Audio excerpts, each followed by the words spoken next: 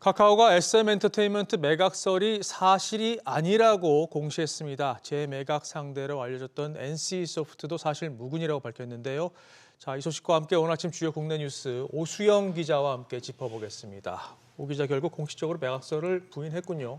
네, 그렇습니다. 우선 카카오는 지난해 SM엔터테인먼트 지분 39.87%를 확보하면서 최대 주주가 됐습니다. 그러나 카카오가 시세 조종 의혹을 받으면서 배재현 투자총괄대표가 구속 기소되고 김범수 카카오 전 이사회 의장까지 송치되는 등 창사 이래 최대 위기를 맞았습니다.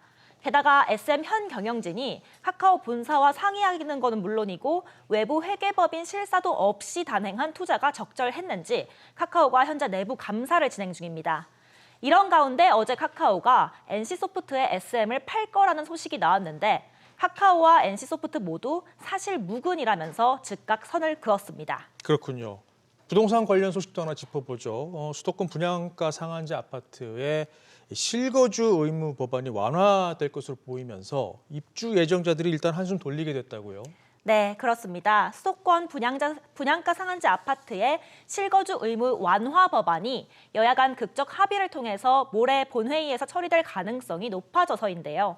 잔금 마련을 못해서 최악의 경우에는 집을 포기할 수도 있었던 서울 옛 둔촌 주공이죠. 올림픽파크 포레온 1만 2천여 세대 등 모두 4만 8천여 가구 입주 예정자들이 일단 안도하게 됐습니다.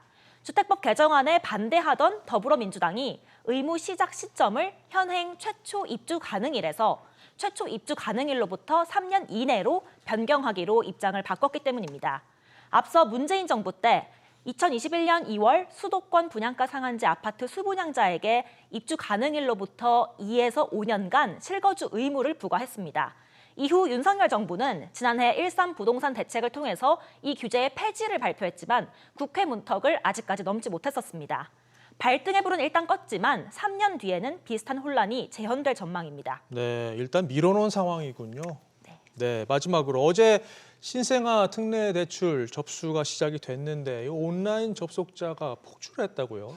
네, 그랬습니다. 어제 오전 9시에 신생아 특례 대출 접수가 시작 직후에 주택도시기금 사이트 접속 지연이 오후까지도 이어졌습니다. 저출산 극복 대책으로 나온 이 대출은 신청일 기준으로 2년 내에 출산을 했거나 입양을 한 무주택 또는 1주택 가구의 주택 구입이나 전세 자금을 낮은 금리로 대출해주는 제도인데요. 대상 주택은 가액이 9억 원 이하여야 하고 전용 면적 85제곱미터 이하여야 됩니다. 또 부부 합산 연소득이 1억 3천만 원을 넘기면 지원 대상에서 제외됩니다. 그렇군요. 자, 오수영 기자 수고했습니다.